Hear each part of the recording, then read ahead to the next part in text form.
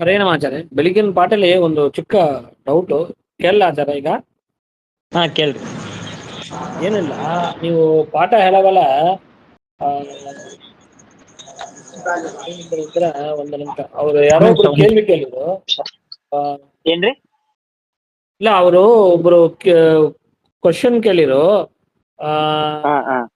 ಏನ್ ಕ್ವಶನ್ ಅಂದ್ರ, ಆತ್ಮ ಎಂಬ ಶಬ್ದ ಒಂದು ಪರಮಾತ್ಮನ ಹೇಳತ್ಯ, ಜೀವನ ಹೇಳತ್ಯ ಅಂತ. ನೀವ್ ಹೇಳಿರಿ ಪರಮಾತ್ಮನು ಹೇಳತ್ತ, ಜೀವನು ಹೇಳತ್ತ. ಹೆಂಗಂದ್ರ ಸಾಮ್ಲೂರು ಬರ್ತಾರ, ಹಂಗಂದ್ರ ಅವ್ರು ಕೂಡ ಎಲ್ಲಾರು ಬರೋದನ್ನ ಹೇಳೋದಿಲ್ಲ. ಅದರಿಂದ ಒಂದು ಅವ್ರನ್ನು ಹೇಳುವಂಗ, ಇದು ಒಂದು ಇವ್ರನ್ನು ಹೇಳತ್ತ, ಅವ್ರನ್ನು ಹೇಳತ್ತ, ಹಂಗಂತ ಹೇಳಿರಿ.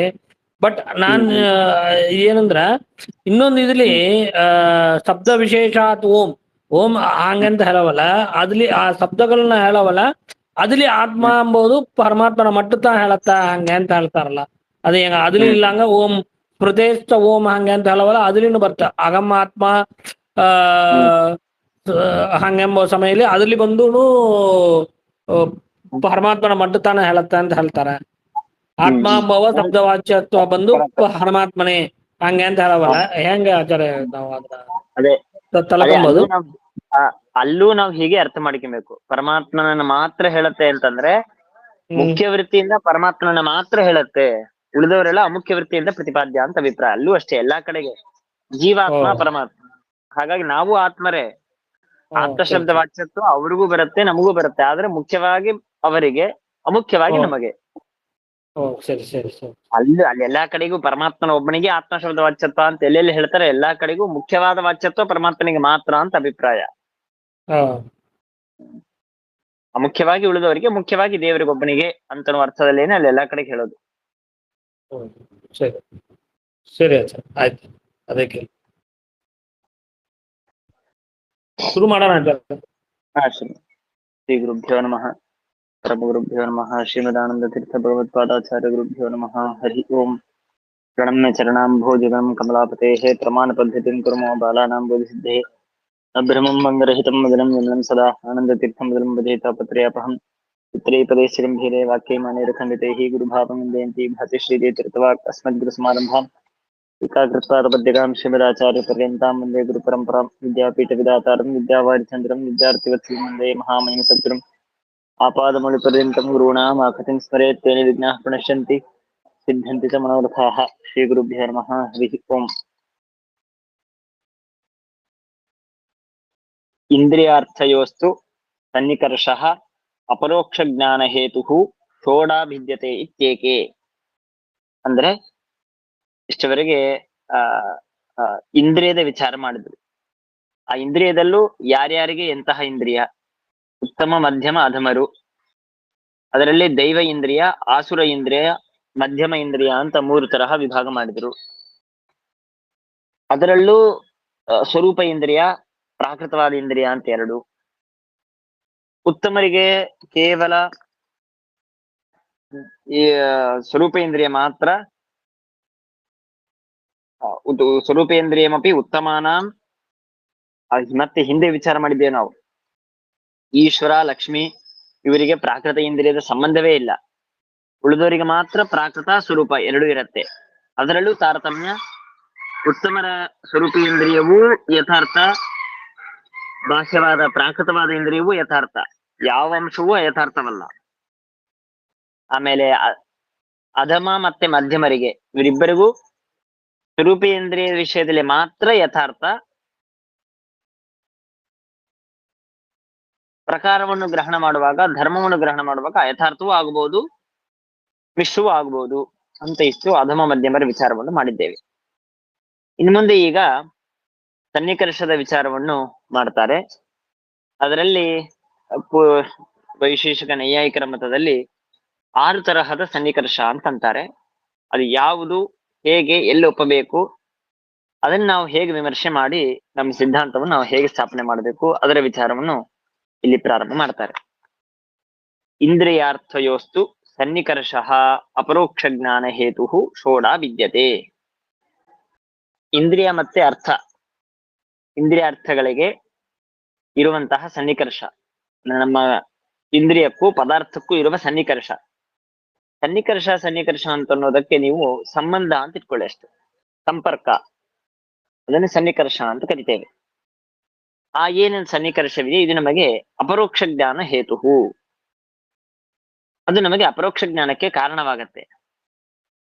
ಸೊ ಆ ಅಪರೋಕ್ಷ ಜ್ಞಾನಕ್ಕೆ ಕಾರಣವಾದ ಇಂದ್ರಿಯ ಮತ್ತೆ ಪದಾರ್ಥಗಳಿರುವಂತಹ ಏನು ಸನ್ನಿಕರ್ಷವಿದೆಯೋ ಈ ಸನ್ನಿಕರ್ಷ ಇದು ಷೋಢ ವಿದ್ಯತೆ ಇತ್ಯೇಕೆ, ಅಂದ್ರೆ 6 ವಿಧವಾದಂತಹ ಸನ್ನಿಕರ್ಷಗಳಿದೆ ಅಂತ ಹೀಗೆ ಕೆಲವರು ಹೇಳ್ತಾರೆ.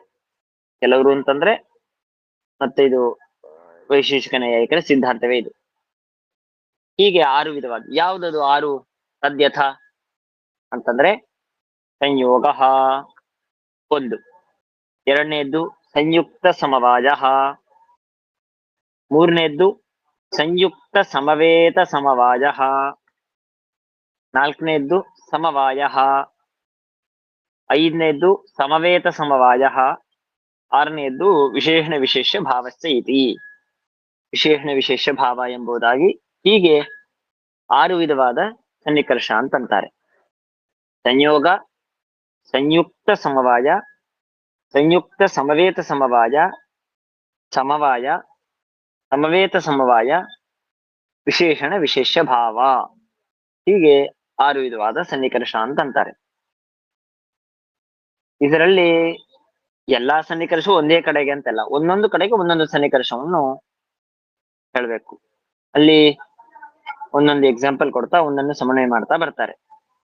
ಮೊದಲಿಗೆ ಸಂಯೋಗ ನಾವು ಎಲ್ಲಿ ಒಪ್ಪಬೇಕು, ಯಾವ ಇಂದ್ರಿಯಕ್ಕೂ ಯಾವ ಪದಾರ್ಥಕ್ಕೂ ನಾವು ಸಂಯೋಗವನ್ನು ಒಪ್ಪಬೇಕು ಅಂತಂದ್ರೆ ತತ್ರ ಚಕ್ಷು ಸ್ಪರ್ಶನಯೋ ಘಟಾದಿ ದ್ರವ್ಯೈ ಹಾಗೂ ಮನಸಸ್ಥ ಆತ್ಮನ ಸಂಯೋಗ, 3 ಇಂದ್ರಿಯಕ್ಕೆ ವಿಚಾರ ಮಾಡ್ತಾ ಇದ್ದಾರೆ. ನಮ್ಮ ಚಕ್ಷುರೇಂದ್ರಿಯ, ಸ್ಪರ್ಶನ ಅಂತಂದ್ರೆ ತ್ವಗಿಂದ್ರಿಯ, ನಮ್ಮ ಚರ್ಮ ತ್ವಗಿಂದ್ರಿಯ ಹಾಗೂ ಮನಸ್ಸು, ಈ 3 ಇಂದ್ರಿಯಕ್ಕೆ ಯಾವದ ಜೊತೆಗೆ ಸನ್ನಿಕರ್ಷ ಸಂಯೋಗ, ಸನ್ನಿಕರ್ಷವೇ ಇಲ್ಲಿ ಸಂಯೋಗ ಅಂತ ಹೆಸರಿನಿಂದ ಕರಿಬೇಕು. ಈಗ ಹೇಗೆ ಅಂದ್ರೆ ನನ್ನ ಕಣ್ಣಿಗೂ ಘಟಾದಿ ದ್ರವ್ಯ ಒಂದು ಪದಾರ್ಥವಿದೆ, ಆ ಪದಾರ್ಥಕ್ಕೂ ನನ್ನ ಕಣ್ಣಿಗೂ ಇರುವ ಸನ್ನಿಕರ್ಷ, ಅದರ ಹೆಸರೇನು ಅಂದ್ರೆ ಸಂಯೋಗ.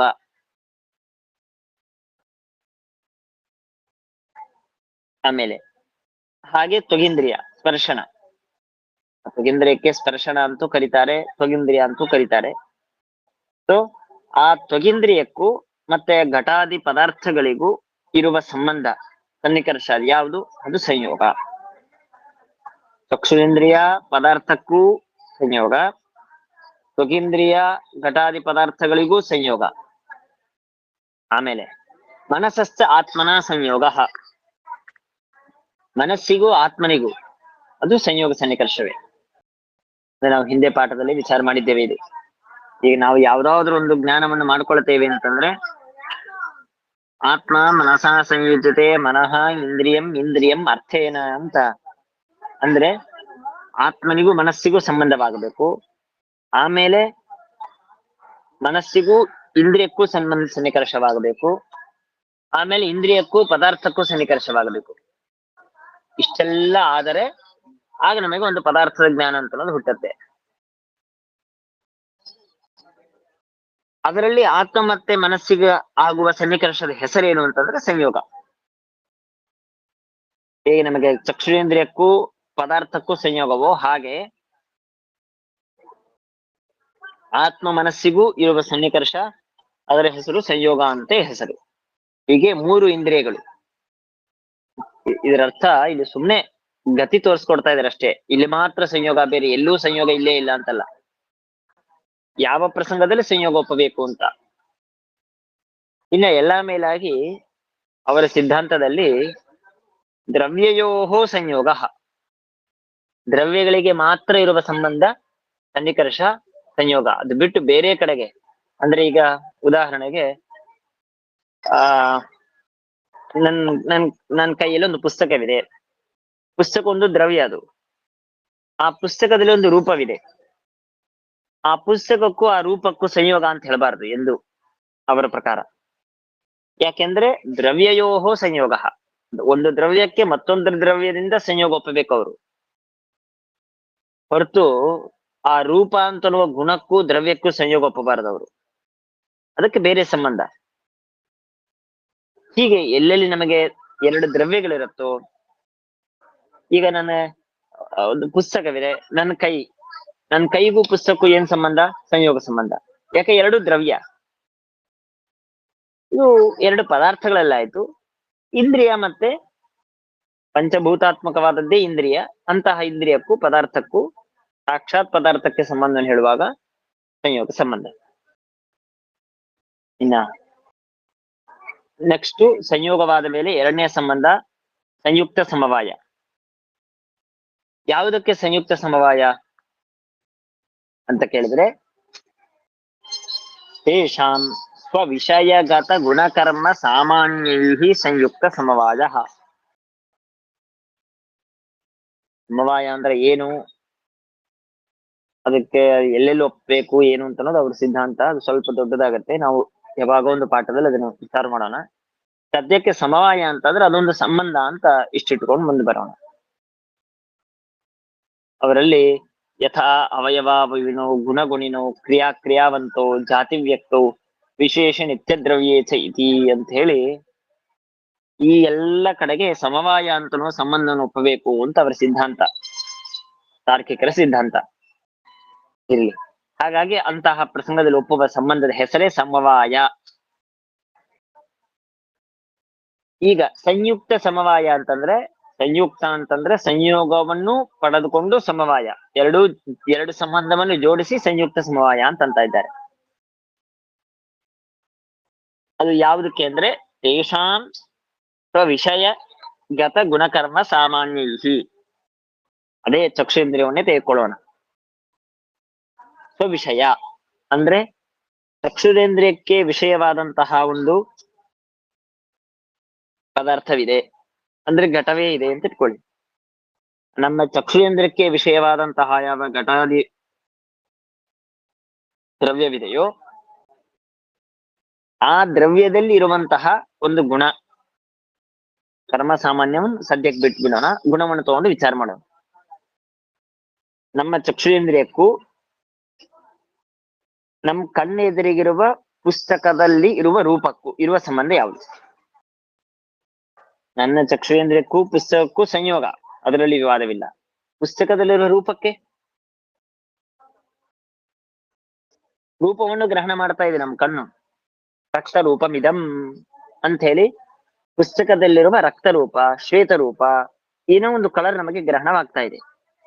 ಹಾಗಾದ್ರೆ ನಮ್ಮ ಕಣ್ಣಿಗೂ ಆ ರೂಪಕ್ಕೂ ಇರುವ ಸಂಬಂಧ ಯಾವುದು ಅಂತಂದ್ರೆ ಸಂಯುಕ್ತ ಸಮವಾಯ. ಅಂದ್ರೆ ಸಂಯುಕ್ತ ಸಮವಾಯ ಅಂತಂದ್ರೆ ನನ್ನ ಕಣ್ಣಿನಿಗೂ ಆ ಪುಸ್ತಕಕ್ಕೂ ಸಂಯೋಗವಿದೆ. ಅಲ್ಲಿ ಸಮವಾಯ ಸಂಬಂಧ ಏನಿದೆ? ರೂಪ. ಅದಕ್ಕೆ ನಾನು ಹೇಳಿದೆ, ಎಲ್ಲಾ ಕಡೆಗೆ ಸಮವಾಯ ಅಂತ ಸಂಬಂಧ ಎಲ್ಲೆಲ್ಲಿ ಒಪ್ತಾರೆ ಅಂತ ಕೇಳುವಾಗ ಯಾವುದೇ ಒಂದು ಗುಣ ಇದು ಸಮವಾಯ ಸಂಬಂಧ ಏನೇ ಇರತ್ತೆ ಅಂತ ಅವರ ಸಿದ್ಧಾಂತ. ನಾವು ಸಮವಾಯ ಸಂಬಂಧವನ್ನೇ ನಿರಾಕರಣ ಮಾಡೋದಕ್ಕಾಗಿ ಬ್ರಹ್ಮಸೂತ್ರದಲ್ಲಿ ದ್ವಿತೀಯಾಧ್ಯಾಯದಲ್ಲಿ ಪ್ರತ್ಯೇಕವಾದ ಸೂತ್ರದಿಂದ ಖಂಡನೆ ಮಾಡ್ತೇವೆ. ಅಲ್ಲೆಲ್ಲ ಮತ್ತೆ ನಾವು ಸೂತ್ರ ವಿಚಾರ ಮಾಡ್ತೇವೆ, ಅಲ್ಲಿ ಸಮವಾಯದ ವಿಚಾರವನ್ನು ತಿಳಿದುಕೊಳ್ಳೋಣ. ಹಾಗಾಗಿ ಆ ರೂಪ ಗುಣ ಏನಿದೆಯೋ ಇದು ಸಮವಾಯ ಸಂಬಂಧ ಏನಿರುತ್ತೆ. ಹಾಗಾಗಿ ಒಂದು ಪುಸ್ತಕಕ್ಕೂ ನನ್ನ ಕಣ್ಣಿಗೂ ಸಂಯೋಗ, ಆ ಪುಸ್ತಕದಲ್ಲಿರುವ ಒಂದು ಗುಣ ರೂಪ ಅದಕ್ಕೂ ಸಮವಾಯ. ಸೊ ಸಂಯುಕ್ತ ಸಮವಾಯ. ಯಾವುದಕ್ಕಿದು? ನಮ್ಮ ಚಕ್ಷುರೇಂದ್ರಿಯಕ್ಕೂ ನನ್ನ ಕಣ್ಣೆದುರಿರುವ ಪುಸ್ತಕದಲ್ಲಿರುವಂತಹ ಗುಣಕ್ಕೂ ಇರುವ ಸಂಬಂಧ ಸಂಯುಕ್ತ ಸಮವಾಯ. ಅಷ್ಟೇ ಅಲ್ಲ, ಗುಣವನ್ನು ಮಾತ್ರ ನಾವು ವಿಚಾರ ಮಾಡಿದ್ದೇವೆ. ಕರ್ಮ ಸಾಮಾನ್ಯ, ಕರ್ಮಕ್ಕೂ ಅಷ್ಟೇ. ಅಂದ್ರೆ ಈ ಪುಸ್ತಕದ ಚಲನೆವಾಯ್ತು. ಚಲನೆ ಅಂತಂದ್ರೆ ನಾವು ಒಂದ್ ಕಡೆಯಿಂದ ಇನ್ನೊಂದು ಕಡೆ ಸರಿಸಿದ್ವಿ, ಅದು ನಮಗೆ ಕಣ್ಣಿಂದ ಕಾಣಿಸ್ತಾ ಇಲ್ವಾ? ಪುಸ್ತಕದಲ್ಲಿ ಚಲನೆ ಆಯ್ತು.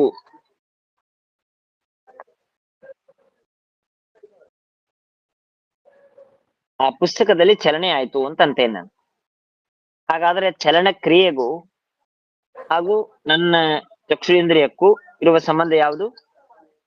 ಸಂಯುಕ್ತ ಸಮವಾಯ. ನನ್ನ ಕಣ್ಣಿನಿಂದ ಸಂಯುಕ್ತವಾಗಿದೆ ಆ ಪುಸ್ತಕ. ಆ ಪುಸ್ತಕದಲ್ಲಿ ಸಮವಾಯ ಸಂಬಂಧ ಏನಿದೆ? ಒಂದು ಕ್ರಿಯೆ. ಕ್ರಿಯೆಯು ಹೇಗೆ ಗುಣ ಇದು ಸಮವಾಯ ಸಂಬಂಧ ಏನಿರುತ್ತೋ ಹಾಗೆ ಕ್ರಿಯಾ ಅಂತ ಅನ್ನೋದು ಸಮವಾಯ ಸಂಬಂಧ ಏನಿರತ್ತೆ. ಕ್ರಿಯಾವಂತವು ಅಂತ ಅವ್ರ ಸಿದ್ಧಾಂತದಲ್ಲಿದೆ. ಹಾಗಾಗಿ ನನ್ನ ಇಂದ್ರಿಯಕ್ಕೂ ಪದಾರ್ಥಕ್ಕೂ ಸಂಯೋಗ, ನನ್ನ ಇಂದ್ರಿಯಕ್ಕೂ ಆ ಪದಾರ್ಥದಲ್ಲಿರುವ ಗುಣಕ್ಕೂ ಸಂಯುಕ್ತ ಸಮವಾಯ, ಹಾಗೂ ಅದೇ ಪದಾರ್ಥದಲ್ಲಿರುವಂತಹ ಕ್ರಿಯೆಗೂ ಸಂಯುಕ್ತ ಸಮವಾಯ, ಹಾಗೂ ಸಾಮಾನ್ಯ ಜಾತಿ. ಸಾಮಾನ್ಯ ಅಂತಂದ್ರೆ ಮತ್ತೆ ನಮ್ಮ ಮತದಲ್ಲಿ ಅವರ ಮತದಲ್ಲಿ ಭೇದವಿದೆ. ಸಾಮಾನ್ಯ ಅಂದ್ರೆ ಅವ್ರು ಏನಂತಾರೆ, ಸಾಮಾನ್ಯ ಅಂದ್ರೆ ನಾವೇನಂತೇವೆ, ಅದರಲ್ಲಿ ದೊಡ್ಡ ವಿಚಾರ ಇದೆ. ಅವ್ರು ಹೇಳೋದು ಒಂದೇ ಧರ್ಮ ಎಲ್ಲಾ ಕಡೆಗಿರೋದು. ಸಿಂಪಲ್ ಆಗಿ ನಾವು ಈ ಸದ್ಯಕ್ಕೆ ತಿಳ್ಕೊಳ್ಬೇಕಂದ್ರೆ, ಜಾತಿ ಜಾತಿ ಅಂದ್ರೆ ಒಂದೇ ಧರ್ಮ. ಎಷ್ಟು ಅಬದ್ಧ ಅಂತ ನಾವು ಹೇಗೆ ತಿಳ್ಕೊಳ್ಬಹುದು ಅಂದ್ರೆ, ಬ್ರಾಹ್ಮಣತ್ವ ಇದೆ ಅಂತ ಇಟ್ಕೊಳ್ರಿ, ಇದು ಜಾತಿ. ಎಲ್ಲಿದೆ? ಬ್ರಾಹ್ಮಣ ನನ್ನಲ್ಲಿ ಇದೆ. ಆ ಬ್ರಾಹ್ಮಣತ್ವಕ್ಕೂ ನನ್ನ ಇಂದ್ರಿಯಕ್ಕೂ ಸಂಯುಕ್ತ ಸಮವಾಯ, ಅದು ಸಂಬಂಧ ವಿಚಾರ. ಆ ಬ್ರಾಹ್ಮಣತ್ವ ಏನಿದೆಯೋ ಆ ಧರ್ಮ, ನಮ್ ಸಿದ್ಧಾಂತದಲ್ಲಿ ನಾವು ಹೇಳೋದು ಈ ಬ್ರಾಹ್ಮಣನಲ್ಲಿರುವ ಬ್ರಾಹ್ಮಣತ್ವ ಬೇರೆ, ಮತ್ತೊಂದು ಬ್ರಾಹ್ಮಣನಲ್ಲಿ ಇರುವ ಬ್ರಾಹ್ಮಣತ್ವ ಬೇರೆ, ಭಿನ್ನ ಭಿನ್ನ ಅಂತಂತೇವೆ. ಆ ಬ್ರಾಹ್ಮಣತ್ವವು ನಾಶ ಆಗತ್ತೆ. ಮಾಸೇನು ಶೂದ್ರೋ ಭವತಿ ಬ್ರಾಹ್ಮಣೋ ರಸವಿಕ್ರಯಾತ್ ಅಂತ ಹೇಳಿದಂತೆ, ಒಂದು ತಿಂಗಳವರೆಗೆ ಏನಾದರೂ ರಸಮಯವಾದ ಪದಾರ್ಥಗಳನ್ನು ಮಾರಿದರೆ, ನೀರು, ಹಾಲು, ಅನ್ನ, ಹೋಟೆಲು ಇತ್ಯಾದಿಯಾಗಿ ನಾವು ನೀರು, ಹಣ್ಣು, ಹಾಲು ಇತ್ಯಾದಿ ಪದಾರ್ಥಗಳನ್ನು ಮಾರಿಕೊಂಡರೆ ಆ ಬ್ರಾಹ್ಮಣನಿಗೆ ಇರುವ ಬ್ರಾಹ್ಮಣತ್ವ ನಾಶ ಆಗುತ್ತೆ ಅಂತ ಹೇಳೋದು ನಮ್ಮ ಸಿದ್ಧಾಂತ. ಜಾತಿಗೆ ನಾಶವೇ ಇಲ್ಲ, ನಿತ್ಯ ಅಂತ ಹೇಳೋದು ಪೂರ್ವ ಪಕ್ಷಿಗಳು. ಸೊ ನಾಶ ಆಗತ್ತೆ ಆಗೋದಿಲ್ಲ ಅಂತ ಅನ್ನೋದ್ರಲ್ಲೂ ವಿವಾದ. ನಾವು ನಾಶ ಆಗತ್ತೆ ಅಂತ ಹೇಳೋರು ನಾವು, ನಾಶವೇ ಆಗೋದಿಲ್ಲ, ನಿತ್ಯಂ ಏಕಂ ಅನೇಕಾನುಗತಂ ಸಾಮಾನ್ಯಂ, ಇದು ಪೂರ್ವ ಪಕ್ಷಿಗಳು. ನಿತ್ಯವಾಗಿರುತ್ತೆ, ಎಂದೂ ನಾಶ ಇಲ್ಲ ಜಾತಿಗೆ. ಜಾತಿ ನಾಶವಾಗತ್ತೆ ಅಂತ ಒಪ್ಪೋರು ನಾವು, ಅಂದ್ರೆ ಧರ್ಮ ಅಸಾಮಾನ್ಯ. ಹಾಗೂ ಅನೇಕವಿದೆ ಅಂತ ಹೇಳೋರು ನಾವು. ಅನೇಕವಿದೆ ಅಂದ್ರೆ ಈ ಬ್ರಾಹ್ಮಣರಿರುವ ಪ್ರಾತಿಸ್ವಿಕ ಅಂತ ಶಬ್ದವನ್ನು ಹೇಳ್ತಾರೆ ಈ ವಿಷಯದಲ್ಲಿ. ಅಂದ್ರೆ ಒಂದು ಧರ್ಮ ಒಬ್ಬನಲ್ಲಿ ಮಾತ್ರ ಇರುತ್ತೆ. ಭಿನ್ನಾಶ್ಚ ಭಿನ್ನ ಧರ್ಮಾಶ್ಚ ಪದಾರ್ಥಾಹ ನಿಖಿಲಾಹ ಅಪಿ ಅಂತ ಶ್ರೀಮದಾಚಾರ್ಯ ಸಮರ್ಥನೆ ಮಾಡಿ ಕೊಡ್ತಾರೆ. ಹಾಗೆ ಒಂದೊಂದು ದ್ರವ್ಯದಲ್ಲಿರುವ ಗುಣಧರ್ಮಗಳು ಬೇರೆಯೇ, ಮತ್ತೊಂದು ದ್ರವ್ಯದಲ್ಲಿರುವಂತಹ ಗುಣಧರ್ಮಗಳು ಬೇರೇನೆ. ಒಂದೇ ಧರ್ಮ ಎಲ್ಲಾ ಕಡೆಗೆ ಇರೋದು ಅಲ್ಲೇ ಅಲ್ಲ.